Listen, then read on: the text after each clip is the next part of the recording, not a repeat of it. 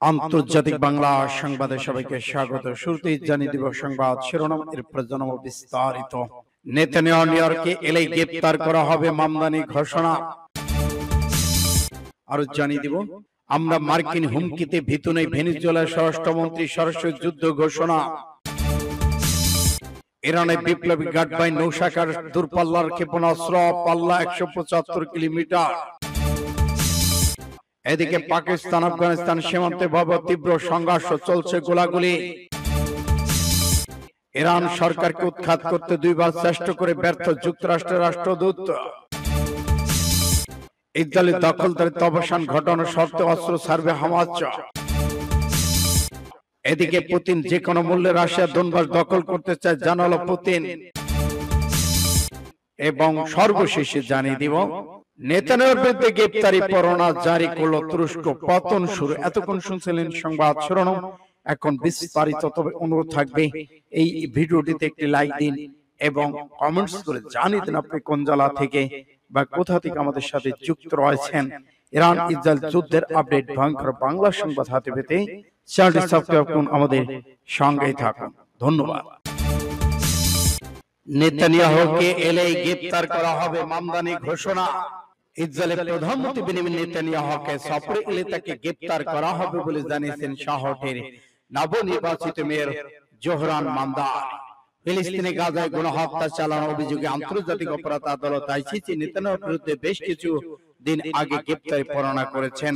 এর প্রেক্ষিতে মামদানি এই ঘোষণা দিয়েছেন। এমন সময় মামদানি এই মন্তব্য করলেন যখন ইসরায়েল সফররত নিউ ইয়র্কে বিদায়ী মেয়র এরিক অ্যাডভান্স দেশটির প্রধানমন্ত্রী নেতানিয়াহুর সঙ্গে সাক্ষাৎ করেন। একই সঙ্গে নেতানিয়াহুকে মামদানি সফররত অনুষ্ঠানে অংশ নেওয়ার আহ্বান জানান তিনি। এরিক অ্যাডভান্সের সঙ্গে সাক্ষাতের পর এবিসি 7 এর সরাসরি সম্প্রচার অনুষ্ঠান যোগ দেন মামদানি। এই সময় তিনি নিউ ইয়র্কে শহরে আন্তর্জাতিক আইনি শহর হিসেবে উল্লেখ করেছেন। এখানে নেতানিয়াহুর বিরুদ্ধে 2024 সালে আইসিসি জারি করা গ্রেপ্তারি পরোয়ানা বহাল থাকবে। ওই পরোয়ানা নেতানিয়াহুর বিরুদ্ধে চাকরিতভাবে গাজায় বেসামরিক জনগণের উপর হামলা, যুদ্ধের কৌশল হিসেবে খোদাকে ব্যবহার অভিযোগ আনা হয়েছে। নিউ ইয়র্কের নবনির্বাচিত মেয়র, আমি বারবার বলেছি যে আমি বিশ্বাস করি আজকে আন্তর্জাতিক আইনের শহর।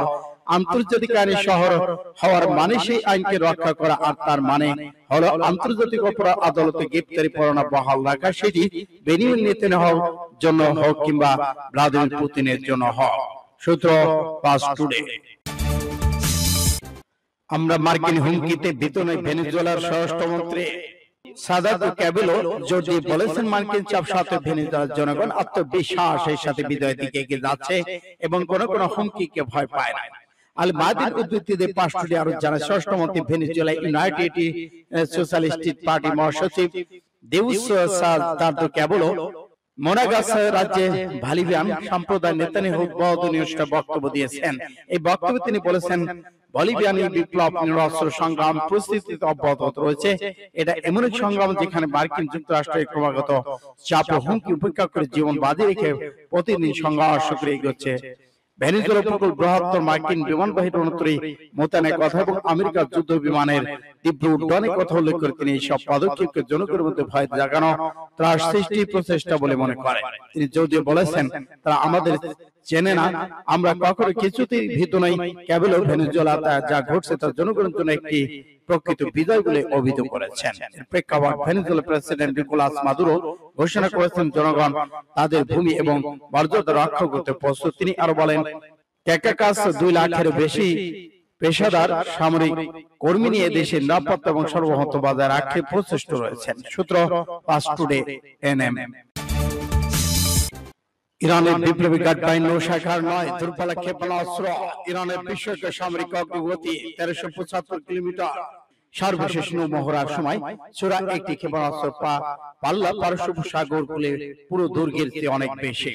অ্যাডমিরাল তাংসির জানায়, পারস্য সাগর, নাতেজাম দ্বীপপুঞ্জ, হরমুজ প্রণালী এবং ওমান সাগর জুড়ে প্রচলিত সাম্প্রতিক অস্ত্রধার শক্তি সামরিক মহড়ার সমস্ত পরিকল্পিত লক্ষ্য অর্জন করা হয়েছে। এই মহড়ায় আইজিসি নৌবাহিনী ক্ষমতার একটি অংশ, বিশেষ করে এই ক্ষেপণাস্ত্র ব্যবস্থার মধ্যে পরীক্ষামূলক ক্ষেপণাস্ত্র ভূমি থেকে ভূমিতে নিক্ষেপযোগ্য প্ল্যাটফর্ম রয়েছে প্রদর্শন করা হচ্ছে। তিনি যদিও বলেছেন যে মহড়ায় ব্যবহৃত সমস্ত অস্ত্র পুরোপুরি দেশীয় তৈরি, যা অসাধারণভাবে উচ্চ নির্ভুলতার সহ একটি নতুন ব্যালিস্টিক ক্ষেপণাস্ত্র ব্যবহার করা প্রকাশ করেছে। তিনি ক্ষেপণাস্ত্রের নাম গোপন রাখেন, তবে বলেন যে নির্ভুলতার সত্যতা স্পষ্টভাবে প্রত্যক্ষ হচ্ছে।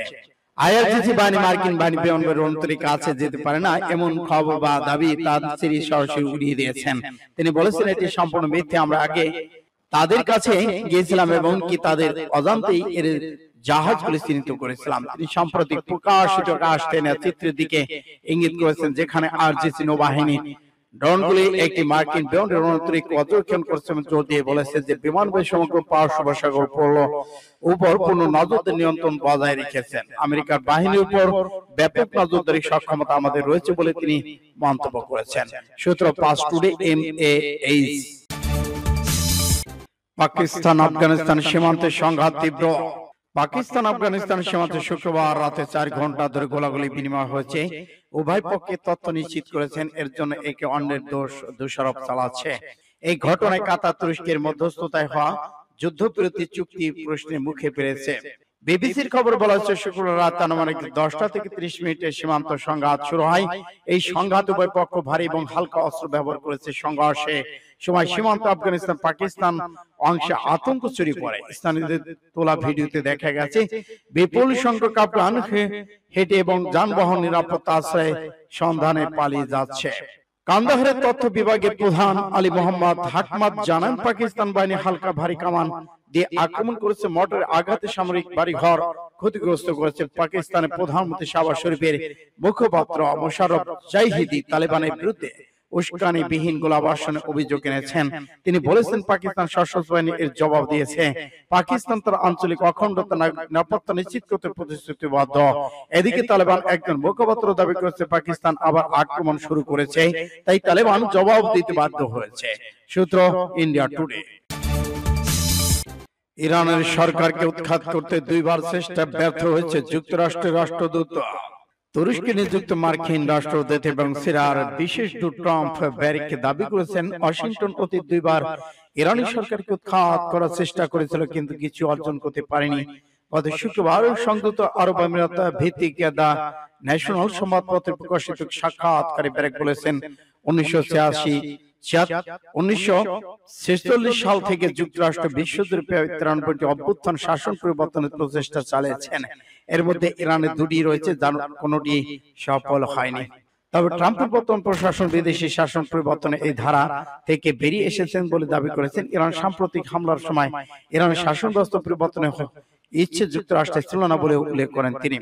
ব্যারেক উল্লেখ করেছেন, ইরানে ইতিমধ্যেই 2টি শাসন ব্যবস্থা পরিবর্তনের চেষ্টা হয়েছে, একটি কাজও করেনি। তাই আমি মনে করি এটি সমাধানের জন্য অঞ্চলের উপর ছেড়ে দেওয়াই বুদ্ধিমানের কাজ। তিনি আরো দাবি করেছেন, মার্কিন প্রশাসন তেহরানের সঙ্গে একটি চুক্তিতে পৌঁছানোর জন্য উন্মুক্ত। সূত্র ইত্তেফাক। ইসরায়েলি দখলদারিত্বের অবসান ঘটানোর শর্তে অস্ত্র ছাড়বে হামাস। গাজা উপত্যকা ইসরায়েল দখলদারিত্বের অবসান ঘটানোর শর্তে অস্ত্র সমাপন করতে প্রস্তুত রয়েছে হামাস। শনিবার হামাসের প্রধান আলোচক এবং গাজা প্রধান খলিল আল হাইয়াকে উদ্ধৃত করে এই খবর জানিয়েছে।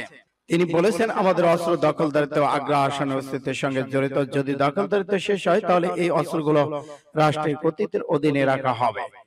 এপির প্রশ্নের জবাবে খলিল আল হাইয়া একটি সার্বভৌম এবং স্বাধীন ফিলিস্তিন রাষ্ট্রের কথা উল্লেখ করেছেন। তিনি বলেছেন, আমরা জাতিসংঘ বাহিনীকে একটি বিচ্ছিন্ন বাহিনী হিসেবে মোতায়েনে স্বাগত জানাই, যাদের দায়িত্ব হবে সীমান্ত পর্যবেক্ষণ এবং গাজায় যুদ্ধবিরতি মেনে চলা নিশ্চিত করা। প্রসঙ্গত গত 11 অক্টোবর থেকে গাজায় মার্কিন মধ্যস্থতা হামাস এবং ইসরায়েলের মধ্যে যুদ্ধবিরতি কার্যকর হয়েছে। 2023 সালে অক্টোবর থেকে ইসরায়েলি গণহত্যা যুদ্ধ অঞ্চল জুড়ে নিহতের অবশেষের সংখ্যা 70,000 ছাড়িয়ে গেছে। একই সময় 1,70,000 বেশি মানুষ আহত হয়েছেন, অনেকে ধ্বংসস্তূপের নিচে চাপা পড়ে আছেন।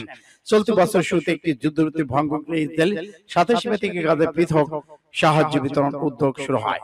এই পদক্ষেপ অঞ্চলটিকে দুর্ভিক্ষ প্রকট হয়ে উঠেছিল। ইসরায়েলি বাহিনী খাদ্য বিতরণ কেন্দ্রের কাছে জড়ো হওয়া ফিলিস্তিনিদের উপর গুলি চালায়, এতে শত শত ফিলিস্তিনি নিহত এবং সেই দুর্ভিক্ষে শিশু সহ বহু মানুষ মৃত্যু হয়েছে। সূত্র পাস টুডে।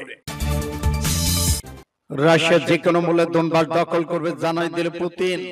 ইউক্রেনের পূর্বাঞ্চল দোনবাস অঞ্চল থেকে ইউক্রেনের বাহিনীকে সরে যেতে বলেছেন রাশিয়ার প্রেসিডেন্ট ভ্লাদিমির পুতিন। তিনি হুঁশিয়ার উচ্চারণ করে বলেছেন, নইলে রাশিয়া বল প্রয়োগ করে ওই অঞ্চল দখল করবে বলে সতর্ক করেন তিনি। এদিকে ইউক্রেনের যুদ্ধ শেষ করার বিষয়ে কোন সমঝোতার সম্ভাবনাকে প্রত্যাখ্যান করেছেন পুতিন। ইন্ডিয়া টুডেকে তিনি বলেন, হয় আমরা বল প্রয়োগ করে এসব অঞ্চল মুক্ত করবো, নয়তো ইউক্রেনের সেনা এসব এলাকা ছাড়বে। বর্তমানে দোনবাসের প্রায় 85% এলাকা মস্কোর নিয়ন্ত্রণে রয়েছে। ইউক্রেনের প্রেসিডেন্ট ভ্লাদিমির জেলেনস্কি অঞ্চলটি ছাড়া বিষয়টি সরাসরি নাকচ করে দিয়েছেন। পুতিনের এই মন্তব্য এমন সময় এলো যখন যুক্তরাষ্ট্রের প্রেসিডেন্ট ডোনাল্ড ট্রাম্পকে বলেছেন মস্কোতে মঙ্গলবার বৈঠকের পর শান্তি পরিকল্পনা নিয়ে আলোচনা চালিয়ে যাওয়া এবং প্রতিনিধিদের বিশ্বাস যে রাশিয়ার নেতা যুদ্ধ শেষ করতে চান। মস্কো সফরকারী ট্রাম্পের দূত স্টিভ উইটকফের ফ্লোরিডায় ইউক্রেনের দলের সঙ্গে বৈঠক করার কথা বলেছেন। ট্রাম্প বলেছেন, ক্রেমলিন অনুষ্ঠিত মঙ্গলবার বৈঠক যথেষ্ট ভালো ছিল, তবে সেক্ষেত্রে দুপক্ষের সহযোগিতা প্রয়োজন, তাই কি ঘটবে তা এখনো বলা যাচ্ছে না। সূত্র ইন্ডিয়া টুডে। নেতানিয়াহুর বিরুদ্ধে গ্রেপ্তারি পরোয়ানা জারি করল তুরস্ক। গাজায় জাতীয় হত্যার অভিযোগে ইসরায়েলের প্রধানমন্ত্রী বেনিয়ামিন নেতানিয়াহু দেশটির শীর্ষ পর্যায়ে কয়েকজন কর্মকর্তার বিরুদ্ধে গ্রেপ্তারি পরোয়ানা জারি করেছে তুরস্ক। গতকাল শুক্রবার ইস্তাম্বুলে প্রসিকিউটরের কার্যালয় থেকে এটি বিবৃতি প্রকাশ করে খবর জানানো হয়েছে। পরোয়ানা জারি করে তালিকা থাকা সন্দেহজন 37 জনের মধ্যে রয়েছেন ইসরায়েলের প্রতিরক্ষা মন্ত্রী, ইসরায়েলের কাটর জাতীয় নিরাপত্তা ইতামার বেন গাভির সেনাপ্রধান লেফটেন্যান্ট জেনারেল আইয়াল জামের। ইস্তাম্বুলের প্রসিকিউটর কার্যালয়ে ওই বিবৃতিতে পূর্ণাঙ্গ তালিকা প্রকাশ করা হয়নি। তুরস্ক অভিযোগ করেছে যে ইসরায়েল 2023 সালে অক্টোবর মাস থেকে গাজায় ধারাবাহিকভাবে জাতি হত্যা, মানবতার বিরুদ্ধে অপরাধ চালিয়ে যাচ্ছে। বিবৃতিতে আরো বলেছে 2023 সালের 17 অক্টোবর আল আহলি ব্যাপটিস্ট হাসপাতাল হামলায় 500 জন নিহত এবং 2024 সালে 29 ফেব্রুয়ারি ইসরায়েলি সেনা চাকায়িতভাবে চিকিৎসার সরঞ্জাম ধ্বংস করেছে। গাজাকে অবরুদ্ধ করে রাখা হয়, যুদ্ধে ক্ষতিগ্রস্ত ব্যক্তিদের মানবিক সহায়তা থেকে বঞ্চিত করা হয়েছে। সূত্র ফাস্ট টুডে।